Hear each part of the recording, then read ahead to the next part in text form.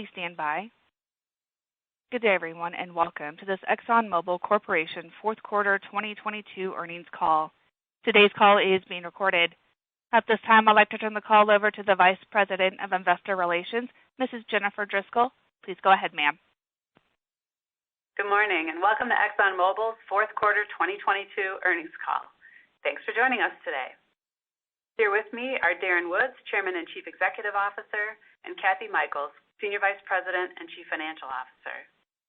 Our presentation and pre-recorded remarks are available on the Investor Relations section of our website.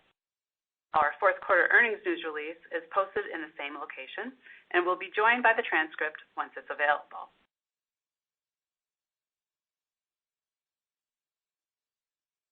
Shortly, Darren will provide brief opening comments, time to ask questions before we conclude at about 8:30 a.m.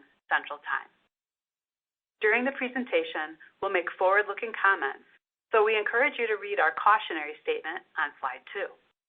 Additional information on the risks and uncertainties that apply to these comments is listed in our most recent Form 10-Ks and 10-Qs. Please note that we also provided supplemental information at the end of our earnings slides, which are posted on the website. Also, as a reminder, we posted our Advancing Climate Solutions Report, Sustainability Report, and Energy Outlook online in mid-December. We reference them in today's presentation, and you can find them on our website under the Sustainability tab. Lastly, in the past, we've held an annual Investor Day in March. We won't be hosting an Investor Day in 2023. Last December, we laid out comprehensive plans for 2023 through 2027 as part of our corporate plan update, and the company is already executing on these plans. We've been enjoying the higher level of investor engagement that we've been having. We'll continue to seek your feedback, to host events that give you access to our leaders and insights on parts of the business that interest you, and to share with you information about the company and our plans on more of a real-time basis. With that, I'll hand it over to Darren. Thanks, Jennifer. Good morning, and thanks for joining us today. Before covering our 2022 results, I want to start by recognizing our people. Their hard work and commitment, not only to the company, but to meeting the critical needs of society, are what drove the strong results we reported this morning. Their work is not easy. Whether it's achieving industry-leading safety, driving record levels of environmental performance, increasing production, offsetting runaway inflation, effectively responding to expropriations, or quickly recovering from winter storms, to name just a few of the challenges.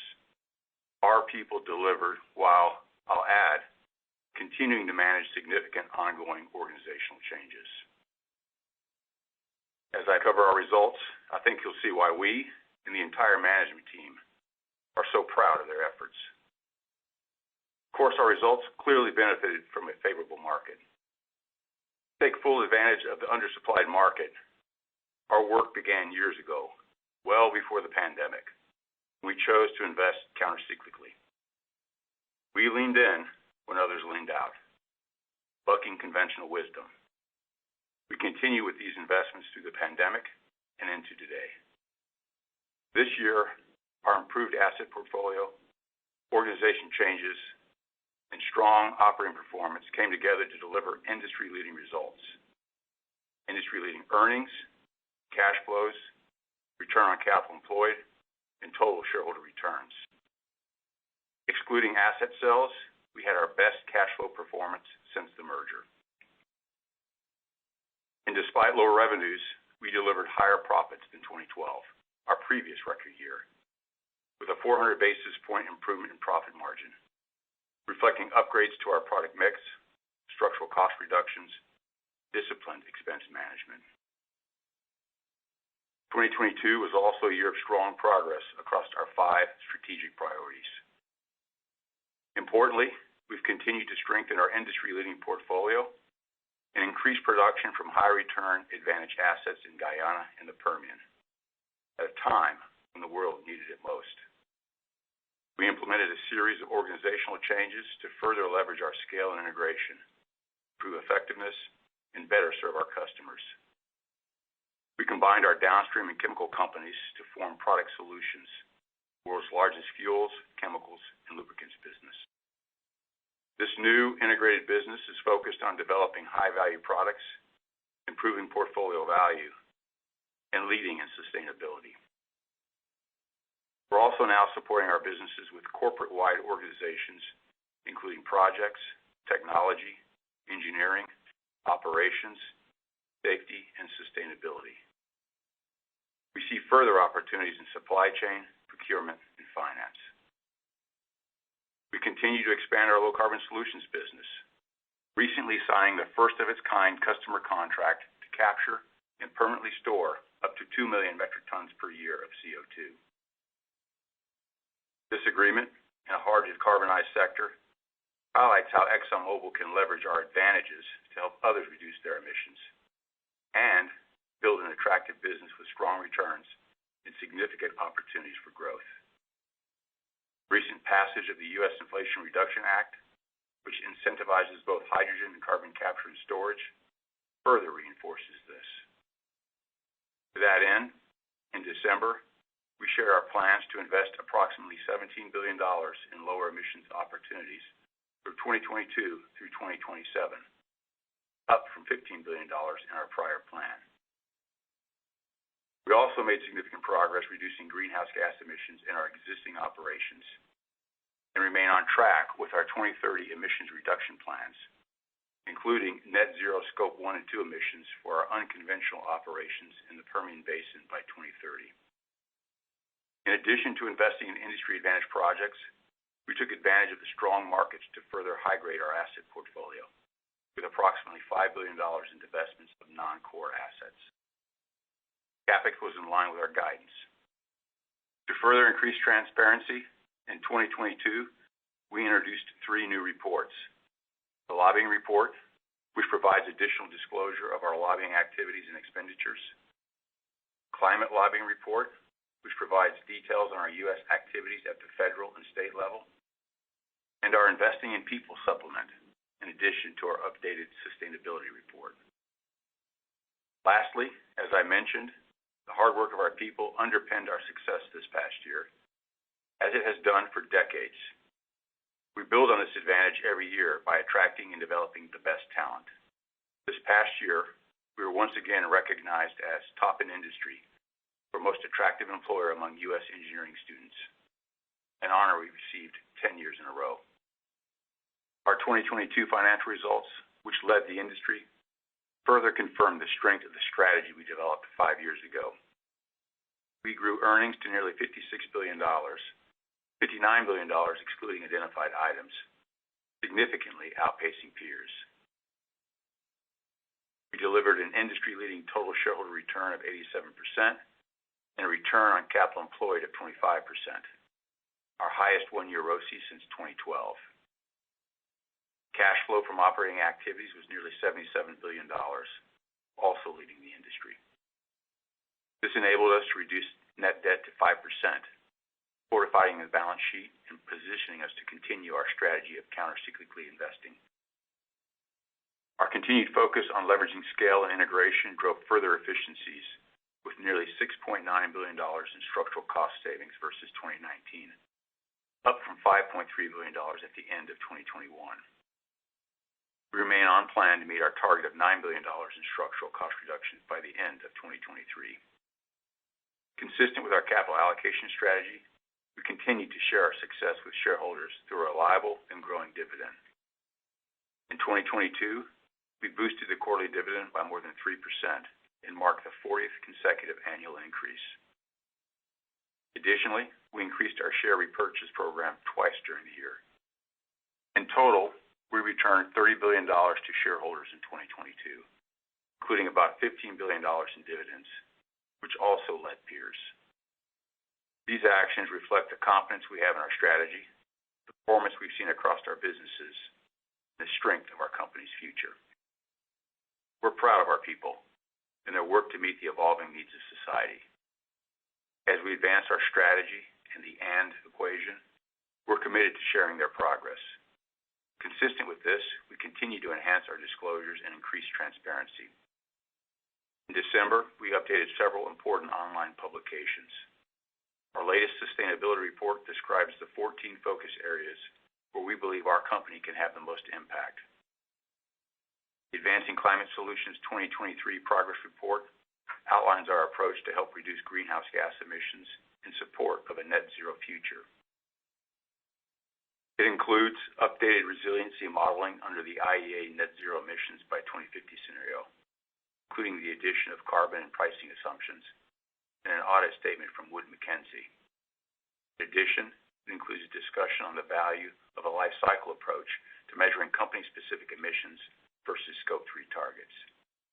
We believe a life cycle approach for companies is more aligned with the principles of ESG, better reflects a company's efforts to reduce society's emissions, and avoids the negative consequences of a company-specific Scope 3 target. The update also contains more information on how we're driving reductions in methane emissions.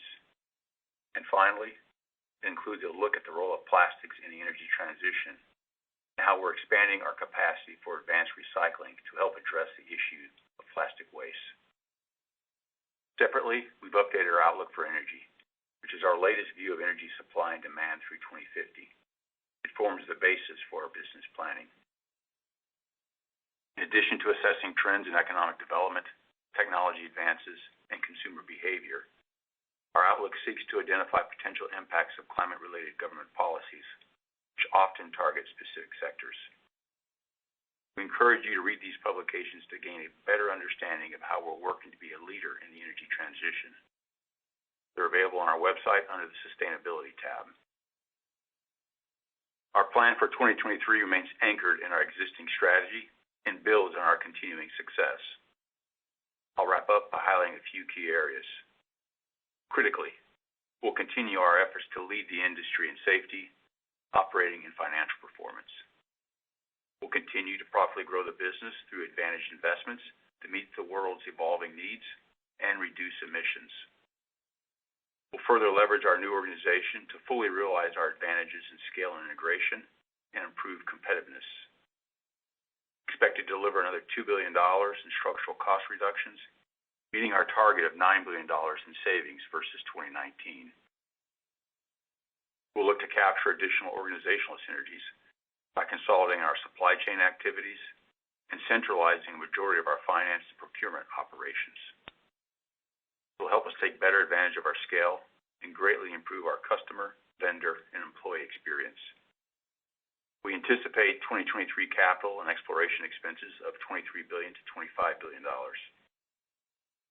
This includes investments in the next development in Guyana and increased spending in U.S. unconventional assets. It also includes advancing our China chemical complex and numerous emission reduction opportunities. We'll advance our work to reduce greenhouse gas emissions intensity in our operated assets and help customers reduce theirs, focusing on hard-to-decarbonize sectors.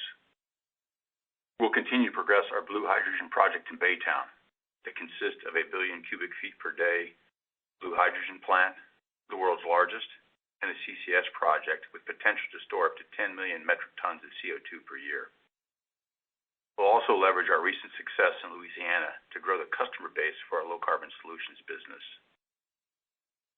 As the energy system evolves, our focus on the fundamentals and investments in an integrated but diversified portfolio of advantaged businesses will play a crucial role in capturing value and outperforming competition, irrespective of the pace or path of the transition.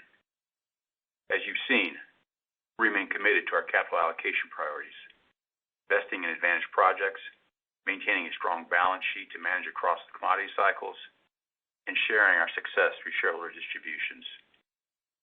Demonstrated our commitment to a reliable and growing dividend, and further sharing our success through the share repurchase program, with up to $35 billion in cumulative repurchases in 2023 and 2024. 2022 demonstrated the importance of the and equation and the strength of our strategy. We feel good about the progress we've made and even better about the opportunities ahead. With that, let me turn the call over to Jennifer. Thank you, Dan. Now let's move to Q&A. As a courtesy to other analysts, please ask a single question. That way we can accommodate questions from more people. However, we ask that you remain on the line in case we need to ask any clarifying questions. With that, Jennifer, please open up the line for our first question. Thank you, Mrs. Driscoll. The question and answer session will be conducted electronically. If you'd like to ask a question, please do so by pressing the star key followed by the digit 1 on your touchtone telephone. We'll go first to Jeanine Wei with, We'll go first to Biraj Borkhataria with RBC. Hi there. Thanks for taking my question. Questions. Two, please. First one, your comments, Darren, on runaway inflation. Obviously, the Permian gets a lot of the headlines there. I was wondering if you could talk a little bit about the offshore environment. ExxonMobil is one of the most active in the space there. So I just want to get a sense of what you're seeing inflation-wise in the offshore. And the second question is on CapEx, and I probably shouldn't do this, but if I take the 4Q numbers and annualize them, you would be above the 2023 guide. So obviously I have to adjust for a little bit of seasonality there, but I would have thought you'd be adding growth CapEx 2023 versus 22. Plus you have the inflationary pressures as you mentioned. So, how much contingency is there in the 2023 CapEx guidance, and what are the risks there to the upside or downside? Thank you.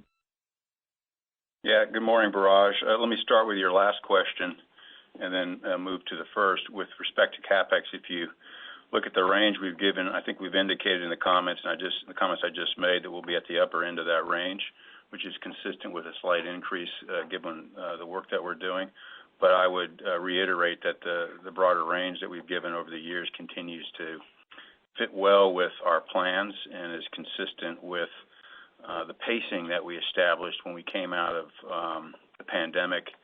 As I mentioned before, we had worked with our contractors to lay out a plan for how we continue to progress those investments. And I would tell you today, with our projects organization, feel really good about the progress we're making, the efficiencies that we're gaining with our CapEx. If you look at the pause that we had to take due to the pandemic, we basically offset any of those costs to maintain the same level of productivity of our spend going forward. So something real proud of the projects organization in doing. So I would expect to continue to stay within that range. And if that changes, obviously, in the years to come, we'll update you as our plans develop and make sure you all stay aware of that. With respect to the inflation, I would say from an operating expense standpoint, one point I'd make is if you look at what the organization did year on year, essentially with all the synergies that we are capturing, some of the scale advantages and purchasing power we had, essentially the businesses collectively came in on plan, so we're able to offset the inflation that we were seeing from an expense standpoint, which was obviously no easy task. I think if you look at the different projects around the world, it really is a function of when we chose to engage the contractors and engage the equipment that we're using. I mean, if you look at the Permian, it's the short cycle and where there's a lot of activity. And so like other parts of our business, supply and demand gets tight and puts pressure on pricing. There's less of that supply-demand pressure in other parts of the business, and so not seeing in the same kind of pressure that we're seeing in the Permian. That tends to be the one area that's really, really hot. But I think in all those areas, we're using the size of the business that we have and the long-term plans that we have and long-term commitments that we can make with our contracting partners to make sure that we're keeping those in check and that our partners are playing the long game here with us. So I think we've done a pretty good job of keeping capital productivity pretty high. I feel pretty good about that. Kathy, anything you want to add? Just the other thing I would add is I'd really caution you about taking the fourth quarter CapEx and exploration expense and kind of annualizing it, because we tend to run a bit higher in the fourth quarter and the expense isn't kind of prorated over the year. Overall, 2022 came in right about where we expected it. And when we talked about our corporate plan in December, we said we expected to be at about $23 to $25 billion in 2023, and that we expected to see a little bit of an increase year over year, in part because Payara has been pulled forward, so we have a little more spending there. China 1 is starting to spool up, and obviously our emission plans are also spooling up. So right now I'd say we're very consistent with our expectations and the guidance that we've given you. Okay. Thank you for the color. Sure. We'll go next to Jeanine Wai with Barclays. Hi, good morning. Thanks for taking our question. Morning, Jeanine. Good morning, Kathy. Good morning, Darren. Our question's on the downstream, which was a nice positive in 2022. And how do you think the EU embargo on Russian product imports on February 5th will impact your refining margins? And I guess what we're thinking is that there's a number of moving pieces between your refining footprint, particularly in the Gulf Coast and Europe, and then there's potential tailwinds for diesel margins as Russian exports dissipate, but there's also, probably need to take into account the likely incremental tightness in VGO supplies. Thank you. Yeah, I'll take that, Jeanine. I think, start with just the market in general, and I think the driver behind the refining margins that we've seen here of late is driven by the pandemic impacts of shutting down capacity and then not having that capacity available as demand has recovered. So the world remains pretty tight, and it will stay, I think, tight while we wait for additional refinery expansions to come online, primarily out in Asia and the Middle East. I think the Russia impact and the ban on products going into Europe could potentially have some short-term implications. At the end of the day, those products are going to be needed, so it really is around a logistics, I'll call it disoptimization, to where the market is pretty efficient, and we've got the most efficient supply chains and logistics systems lined out.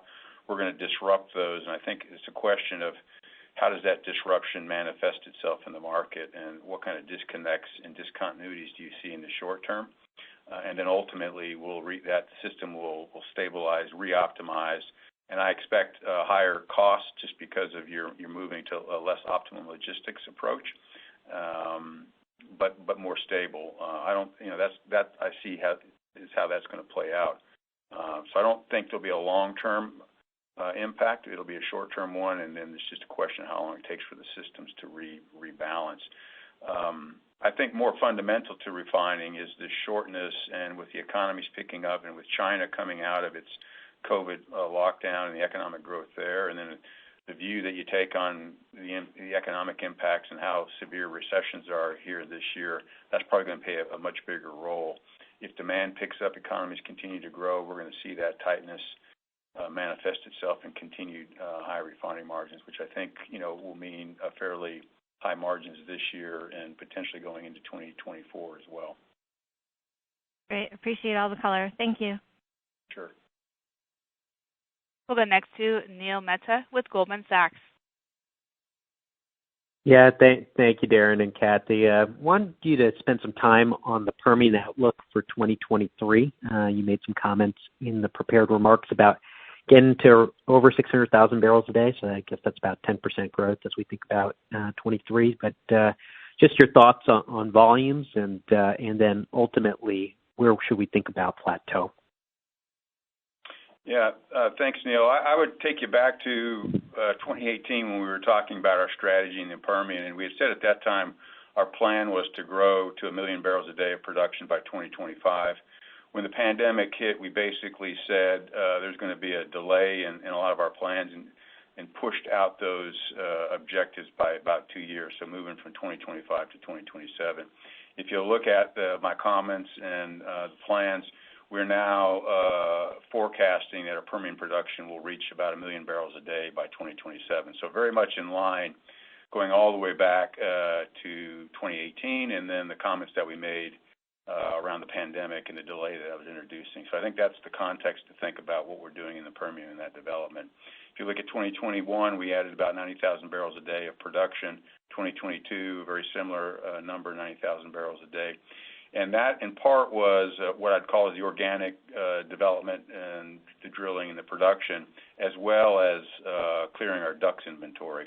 So as we were in the pandemic, obviously not a lot of incentive to bring production on, and so we concentrated our spend on drilling.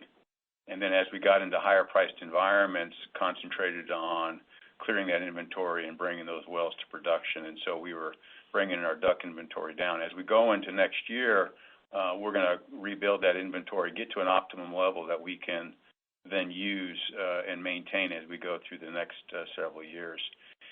So that's kind of the strategy of how we're working that. If you think about, ultimately getting to 1 million barrels a day by 2027, that's roughly a 13% compounded annual growth rate. That's not going to be steady every year. That'll kind of fluctuate, call it plus or minus 5%. But that's kind of order of magnitude how we'll see that playing out. And any one year's production will be a function of the development plans we have and how those development plans manifest themselves in that specific time frame. But I think bottom line is we're basically on plan, moving at the pace that we anticipated.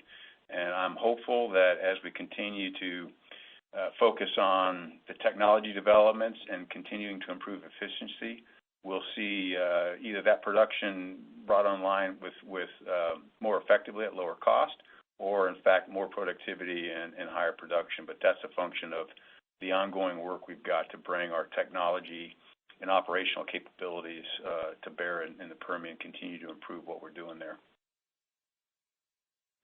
Thanks, Darren. We'll go next to Devin McDermott with Morgan Stanley. Hey, good morning. Thanks for taking my question. Morning. So I wanted to ask about the chemicals business, and if we look at the margin chart that you have in the slide deck, it's the one part of the portfolio where margins are still below the 10-year range. I was wondering if you could talk a little bit about the trends that you're seeing there here as we move into early 2023 with China reopening and that potentially being a positive driver for margins. And then also just talk through some of the discrete growth projects that you have coming on over the next few years to drive that earnings growth that you talked about at the Investor Day last year. I think Baytown you noted later this year, and you have the China Chemicals Complex still a few years out, but some of the growth projects and the progress there as well.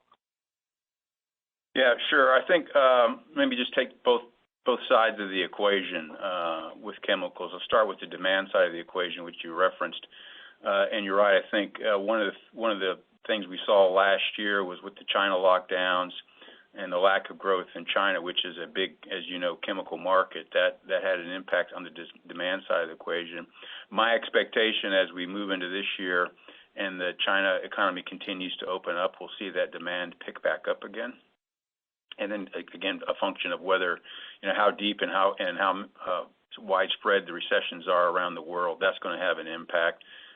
If current conventions and thinking holds and the recessions are milder than people anticipated, I think that'll see a benefit in the chemical on the demand side as well. From a supply side, which is a big part of what's suppressing margins today, as we went into the pandemic, there were a lot of chemical projects that got put on hold and deferred investments.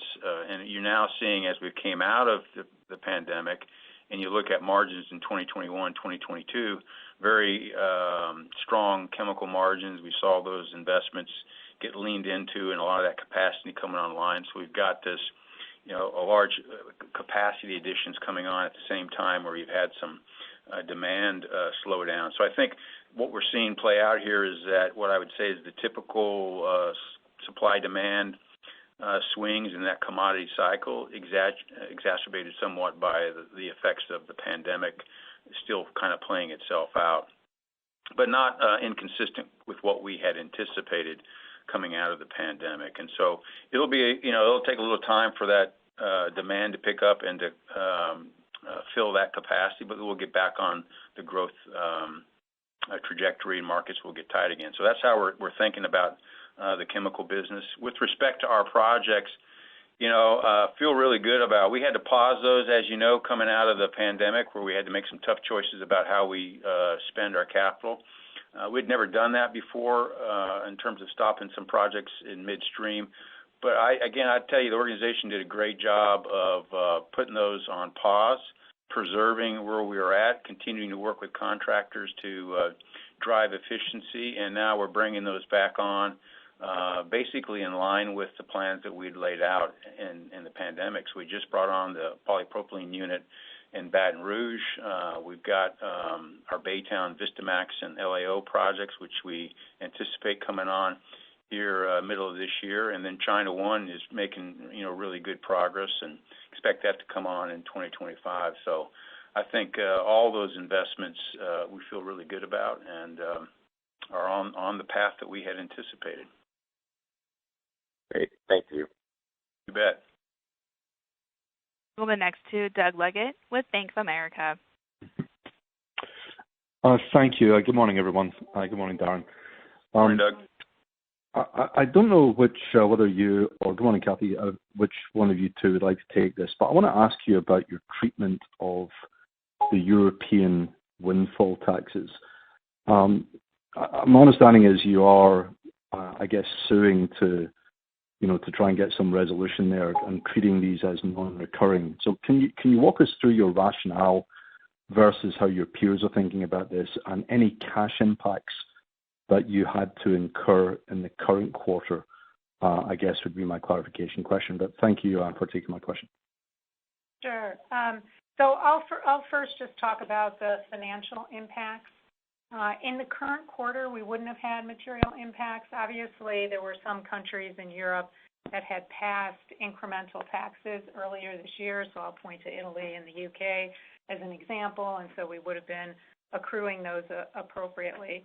You would have seen as part of our identified items that we booked $1.8 billion associated with 2022 overall increased additional European taxes. Now, in terms of the cash impact of that, it doesn't really hit in 2022. We just took the overall accrual, and those payments will end up occurring both in 2023 and in 2024. It just depends on the individual countries. But if I take an overall step back, I'd say we looked at what happened in the EU and said, it both is not legal and it's the opposite of what is needed, right? So what's needed right now is more supply, and instead what's been put in place is a penalty, on the broad energy sector. So I'll contrast that with what's happened more recently in the United States with the Inflation Reduction Act, right? There you see policy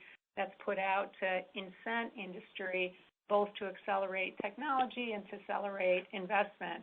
That's greatly needed, especially in areas where the industries in terms of lowering emissions are still pretty nascent, things like hydrogen and CCS, and you're already seeing investment start to flow into those industries. And I would just add, Doug, I think obviously we've been engaged with governments throughout Europe, and I do think there is a sensitivity to the impact on future investments and industry's appetite to continue to invest in what is a challenging market environment in the first place with respect to Europe, becoming more uncertain and less stable. So I think that there was some concern going into this, and my suspicion will be many in industry, this will be yet another reason to pull back on their investments in Europe. And I'm not sure you're going to then see that begin to propagate around the world just because of the negative impact it has on an industry that requires stable policy and some certainty when you're making the size of investments that the industry makes over the time horizon that we make them in. So my sense is that there'll be a lot of unintended negative consequences that come from this, and as that manifests itself, a lot less appetite for doing this. Appreciate your perspectives, guys. Thanks so much. You bet. We'll go next to Alistair Sim with Citi.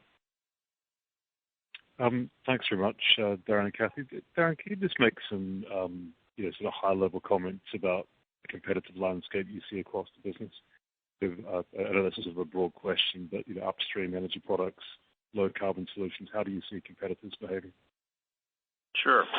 Yeah, this is obviously a real important focus area for us, and I may just maybe start with a broad strategy and philosophy that you've seen us executing here over the last 5 years. And as I mentioned on CNBC this morning, I think we see that paying off with respect to the profit margins and the improvements that we're seeing in the profit margins.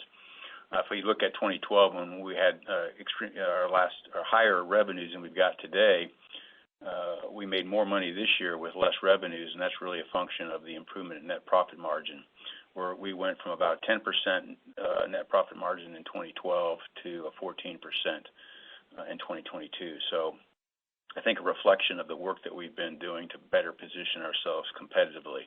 If I go down each of the sectors that we're in, I'll start with the upstream, where our emphasis has really been making sure that the projects that we're pursuing are advantaged versus industry, and very importantly, are on the left-hand side of the cost of supply curve. So our strategy there is, we can't call the cycles, we can't predict where the markets will go and over what time frame, but we can control the cost of the barrels that we're bringing on, and making sure that irrespective of the environment that we find ourselves in, that we are competitively positioned versus our competition, and that our barrels are lower cost. And that's been the strategy. And then for the portfolio where we don't see some of those advantages, is to exit those businesses and to high grade the portfolio. That's what we've been doing. I think you're seeing the benefits of that. We've also been very focused on kind of leaning in when others lean out, to use the language I used in the press release. And that I think is paying off as well. And I think resource owners around the world recognize our commitment to that industry and our capabilities with respect to effectively producing barrels. So I think that's what we're doing there. I think we're very well positioned. We've got a really good portfolio. I think a competitively advantaged portfolio, not only in the cost of supply, but in the quantity and the quality of the projects that we've got there. In the chemical business, it's really around focused on performance products, and making sure that we're leveraging our technology to develop products that have a high value to customers and therefore a higher margin. We build world-scale facilities, start them out on commodity grades, and then quickly upgrade those and transition to performance products. That strategy continues to play out well. We're continuing to see a lot of pull on our performance products, and so that's our strategy there, and we continue to invest in that high-end, high-value product slate in the chemical business. In refining, it's really around evolving the yield and the products that we make in our plants. I think, contrary to maybe some of the conventional wisdom out there, we actually think the refineries that we're investing in position us well for, again, a very uncertain future, continuing to make the products that society needs today, and doing that across a very diversified slate of products. So think chemicals, fuels products, and lubricants. And then at the same time, investing to produce low emissions fuels to address the low carbon demand. And as that piece of the market picks up, we've got a really good competitively advantaged base to shift that production. And you see us doing that. The Strathcona project is one example, but we have many, many other concepts in mind to transition our refinery production in line with that demand evolution, and it's really just a function of pacing that. And again, I think that advantages versus the rest of competition. Big refining footprint that's going to be needed for these and be advantaged in making low emissions fuels. So I think we're well positioned there. Our chemical business is well positioned with the technology and the performance products that we're making. So I think we've got a leg up in that space. And then finally, low carbon solutions. There's a lot of activity in this space, a lot of interest, particularly with the IRA here in the U.S., but more generally around the world. I think a real focus on low carbon opportunities. I think we're very well positioned there. This is not a game for startups. These are large world scale projects that require the kind of project expertise that we have, require the kind of size and balance sheet capacity that we have. Requires the technology and operating experience that we have. So there's a lot of, I'd say, skills and capabilities needed in this market that lend themselves and are consistent with our capabilities and advantages. So I think it'll take a while for that to shake out, but I'm convinced that we are very well competitively positioned in the low carbon solutions business. And if you think about security of supply and counting on your partner to, say, sequester carbon for 100 plus years, I think you're going to want somebody who's been around for a while and knows how to do that I think we're the company to do that. If you want somebody who's going to guarantee that when they say they're going to have the barrels available to you, they're there, I think people will look to ExxonMobil to deliver on that. I feel pretty good about how we're positioned there as well.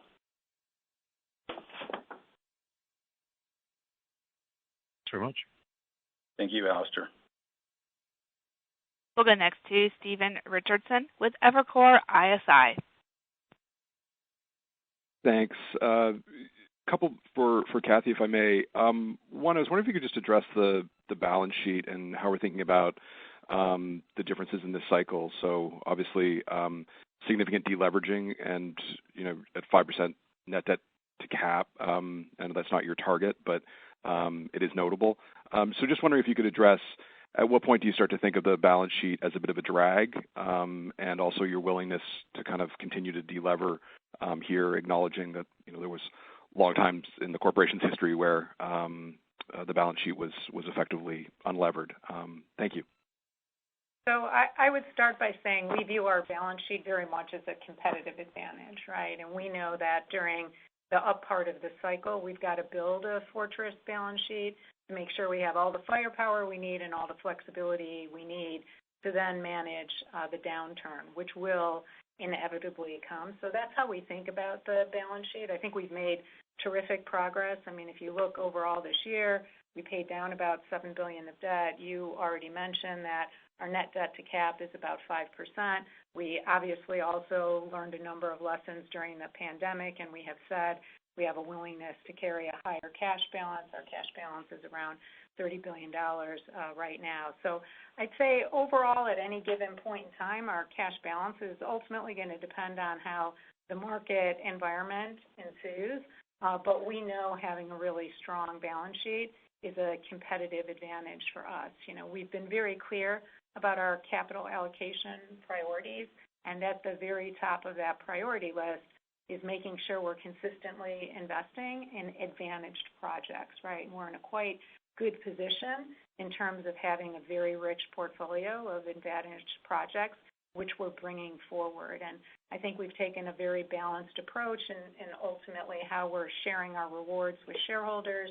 In 2022, we ended up distributing about $15 billion in dividends and $15 billion in a share repurchase program. So ensuring that we just have sustainable, growing, competitive dividends and efficiently are returning cash to shareholders. So that's how we think about it.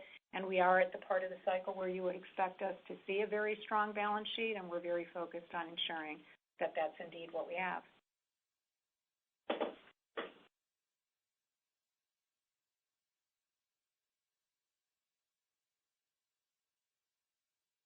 We'll go next to Sam. We'll go next to Sam Margolin with Wolfe Research. Good morning. Thanks for taking the question. Morning, Sam.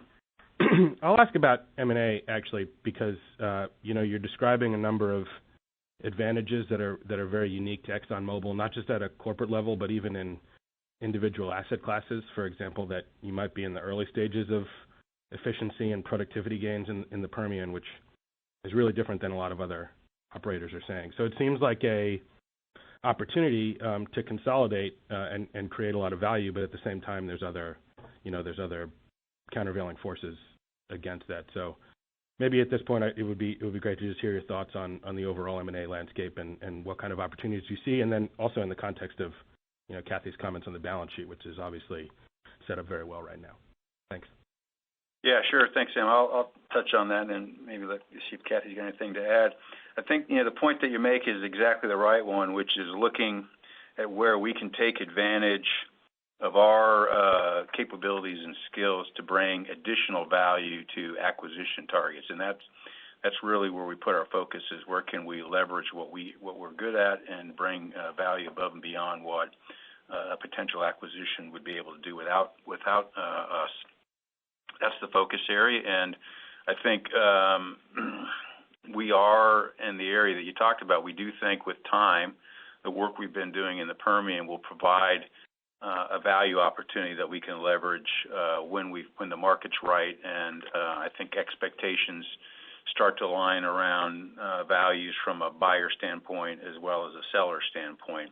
And so there's an element of that where, it's difficult to go in and buy at the top of a commodity cycle. You tend to want to, at least I want to focus in on where you see more, I'd say, longer term price cycles being priced into assets. That'll be one of the functions or one of the things that you've got to consider in this space. But it really is, and we continue to look for where we see the opportunity of bringing value for undeveloped resources in the Permian. I think in the low carbon solution space, it's a very early business. There aren't a whole lot of opportunities there in that space, but with time that could develop. And obviously, it's challenged in the chemical space with respect to the technology that we bring to bear on existing assets, but it's something that we continue to look at. Kathy, anything to add there? So the only other thing I would add is, ultimately we're focused on continuing to high grade our portfolio overall. And you would have seen in this past year, in what's been a more buoyant market environment, that we've made a number of divestments where others saw more value in those assets than we saw. So we're always looking at both sides of this equation, and depending on the market and what's available, and again how we think about synergies, how we think about retention value, we'll look to transact, but only when we think it's going to earn good returns for our shareholders. Thank you so much. Thank you. We'll go next to Jason Gabelman with Cowen. Morning. Thanks for taking my questions. The first one is for Kathy, just on a couple of items that I think impacted 4Q earnings. You had highlighted on the last earnings call that downstream trading benefits were particularly strong in 3Q, and I was wondering if that continued into the fourth quarter. And you also highlighted in the 8K for 4Q earnings that inventory impacts would be a headwind, and I was hoping if you could quantify that as well. Thanks. Yeah, and so we obviously in the third quarter quantified that we had a number of favorable timing impacts that we didn't necessarily think were going to repeat. So when you think about energy products performance in this quarter, you should think about the absence of some of those positives that we had overall last quarter, right? So if I look at that just on a quarterly basis, overall we had from third quarter to fourth quarter in energy products unsettled derivatives of about $1 billion as a headwind.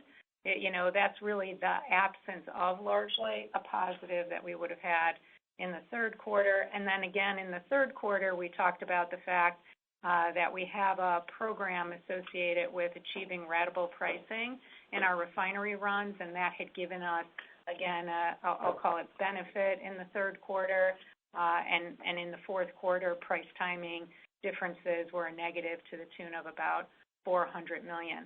I think the most important thing, though, is to actually take a step back and look at the full year results. Because what we've told you during the year is, look, we're going to have these price timing impacts, especially mark-to-market on open derivative positions are going to move around quarter to quarter and during the year. But if you looked at energy products on a full year basis, our unsettled derivatives were basically neutral, right? And price timing impacts, and again, I would have referred to this coming largely out of our priced inventory program, were about a $400 million negative when we look at just 2021 to 2022. So like we have said all along, the quarter-to-quarter impact may be a little bit more volatile, but when you look at the full year results, it tends to settle itself out. Got it. And then on the inventory, the year-end inventory impacts? If you looked at overall year-end inventory impacts, they would have had the biggest impact in our upstream business, and as part of the inventory adjustments we made, we had a look at gas inventories overall in Europe with prices declining pretty significantly. If you looked at our, overall year-end adjustments to inventory outside of that, I would have called them kind of neutral to modestly favorable, with the largest favorability incurring in energy products. Got it. Thanks. And then my follow-up is just on downstream maintenance, which it seems like refining maintenance will be particularly high in 1Q. I wonder if that's just kind of a bunch of things getting aggregated into one quarter, if it's going to be a higher year overall moving through the year, if there's something else going on. Just a little more color on that number and the outlook for the year would be great. Thanks. Yeah, I'll take that one. I would just say, turnaround timing is really a function of, and the spend that we have in that area is really a function of the mix and the units that we're bringing in at the different into turnarounds around the different refineries and the age of those units. And so I wouldn't take away some structural change or outlook for the year. It's really just a function of which refineries and which units that those refineries are coming into turnaround and the work that we have to do to get those units back on their maintenance schedule. So that's what's happening there. Great. Thanks. We'll go next to Ryan Todd with Piper Sandler. Good, thanks. Maybe a higher level question following up on some of your comments earlier on competitive position. Relative to past cycles, the competitive environment in upstream oil looks far different than many times in the past, with both fewer players in the industry and many of your largest peers strategically underinvesting in oil. How do you think this impacts global supply over time, and how does it impact as you look forward, how does it impact your competitive position within the space? Does it open the door for additional opportunities for you in E&P projects? Does it, whether in terms of exploration, leasehold competition, or project development, or even within the, asset transactions in the M&A space? Have you seen an impact to date, and how do you think that evolves in the coming years with the changed competitive landscape? Yeah, thanks. I'll take that one, Ryan. I think you hit on a very good point, which is, and the point that we've made historically is we are underinvesting as an industry in this space, and in the depletion business, we are not keeping up with that depletion or not offsetting it and covering the growth. You find yourself in tight markets, and I think as the broader public narrative has moved in this space, and some of our competitors have stepped back for investment there, that does tighten the amount of capacity that's coming on and the supply that gets brought in on over time. And until you have competitive alternatives, lower emissions competitive alternatives that address the full set of needs for society, there's going to continue to be a demand for oil and gas and oil products. And so I think you're seeing the potential for continued tight markets. I think we have found, certainly over the last 5 years, that our continued commitment to strengthening the capabilities that will allow us to bring on competitively sourced oil and gas and do that in an environmentally responsible way, that has resonated and is being recognized by resource owners around the world. And so I do think that does give us a bit of an advantage with respect to the opportunity set. And I would say that we continue to work to earn the advantage by developing those resources very effectively, bringing projects on ahead of schedule, under budget, and doing things that, frankly, some of our competitors are challenged to do. And so I think it's a very supportive environment that we find ourselves in. The focus that we have in this space, I think, is appreciated and gives us an advantage versus the rest of competition. And I'll also add that, we're doing that while at the same time balancing the risk of the transition and investing in, the low emission side of the equation. And so we've got this unique position where the same core capabilities that we're using to drive value in our traditional businesses, we're using those and leveraging them to drive value in the low carbon solutions business, and keeping a very keen eye on the developments in all those industries and making sure that we adjust our investments and our strategy and our allocation of capital based on the developments that we're seeing in those spaces. So we've got optionality, We've got flexibility, and we've got a core set of competencies that lend themselves to every part of those businesses and across our portfolio. So I feel really good about that, and I think the folks that were out there, the partners that we're looking to partner with, recognize that and value it. So I think we'll see that manifest itself in the deals that we continue to do and the businesses that we continue to grow. Thanks, Darren. Bet. We'll go next to John Royal with J.P. Morgan. Hey, guys. Good morning. Thanks for taking my question. I just wanted to ask on the Beaumont expansion and how the ramp is going there. And in terms of profitability, we've got Midland trading above Cushing now, but that's probably not significant given diesel cracks are very, very strong. So just wondering on the profitability of that project out of the gate relative to how you've been thinking about it when you sanctioned. Yeah, I'll take that. As I said before, if you look at Beaumont, when the concept of that project was developed, 5+ years ago, and it really was looking at what I would call the feedstocks and intermediate balances going into that refinery and the options that we had to optimize the logistics piece of the equation, and justified that project purely on logistics optimizations and lower cost transportation to feed that refinery, and that's kind of how we've thought about that, so that it's robust to wherever you're at within the cycle. If you layer on where we're at today in the commodity cycle, and the fact that we're at on the very high end of refining margins, my expectation is that refining expansion will do much better than what the basis on which we appropriated it, just because we find the timing of where we find ourselves in that cycle. And that's good news. I mean, that's I think an important part of the investments that we make to make sure that we're kind of participating in all phases of the cycle.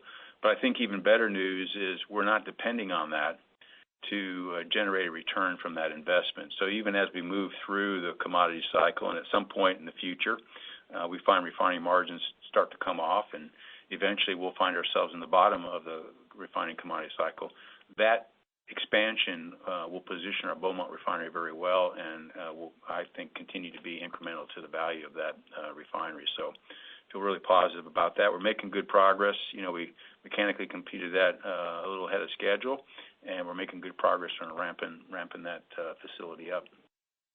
And we have time for one Thank more you. question. Bet. Looks like we have time for one more question. Our last question will be from Roger Reed from Wells Fargo. Yeah, thank you, and good morning. Glad you're able to work me in here. Just wanted to follow up on Guyana. I think there was a lot of expectation at the Investor Day. Well, it won't be an Investor Day, but there'd be a potentially big update on Guyana. I know things are going well there from a development standpoint, but I was just hoping you could address, anything on the resource side and any update at all from a, PSC political side. There's been a little noise out there on that end. Yeah, I think, the point you made, we're making really good progress. As we've said, we brought Liza 2 in ahead of schedule. We anticipate bringing Payara in ahead of schedule.